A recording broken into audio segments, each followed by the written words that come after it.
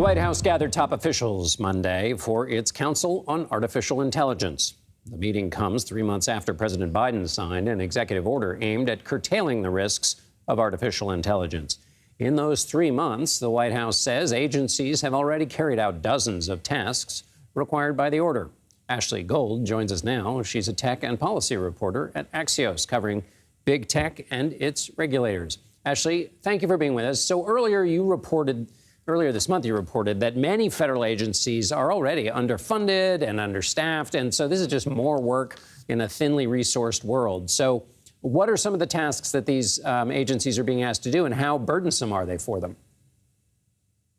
The number one task is hiring. So the government very much wants to get AI talent working for the federal government.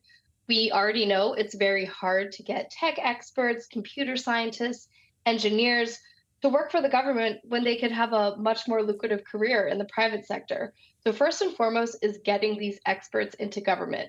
After those people are in place, the federal government really wants to put out rules and standards of how they're going to use AI in their own agencies. That is thought to sort of have an effect on the rest of the country.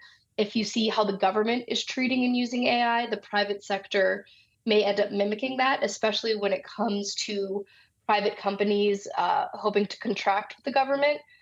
So it puts a lot on the agencies, and they're working very hard to carry out what's asked of them. But they have a lot of other things on their agenda beyond AI, and it's tough. And so, Ashley, is it they're trying to get those software engineers and people involved in AI to give them advice to know what to do, or to actually do coding and build artificial intelligence for the purpose of helping government? No, they want to hire people. They want people to come work full-time jobs with the government specifically to work on AI. That they are partnering with private sector organizations and with companies to get some of that expertise in the meantime, but the goal is hiring. And the goals, once they've hired these experts in artificial intelligence, is to do what in terms of are there a broad set of goals that would work across? Obviously, different agencies have different areas of expertise and coverage, but is there a kind of broad set of goals they're all supposed to meet?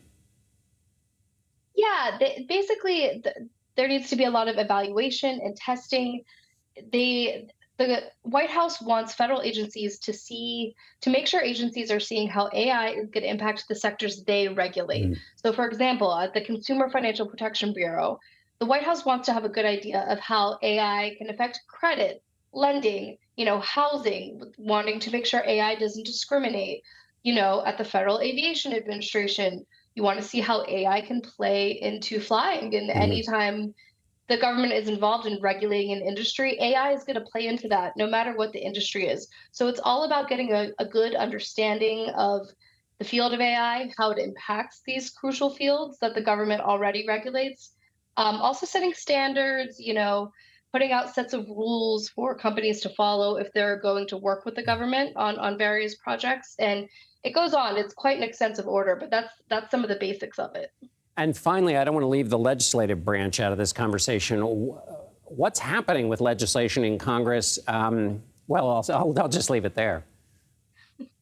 Great question. Chuck Schumer over the summer and the fall convened a series of AI listening sessions where he had a lot of experts and folks from all across different sectors come to Capitol Hill, sit in a room with lawmakers across the aisle, and basically answer any questions they had about AI, really explain the nitty-gritty of how things are working. And that is meant to inform a framework of AI legislation that, Senator Schumer has said he wants to get passed this year. But it's an election year, and as we know, and can be pretty tough to get legislation done, especially on a bipartisan basis. But he certainly has, made it clear that it's a priority.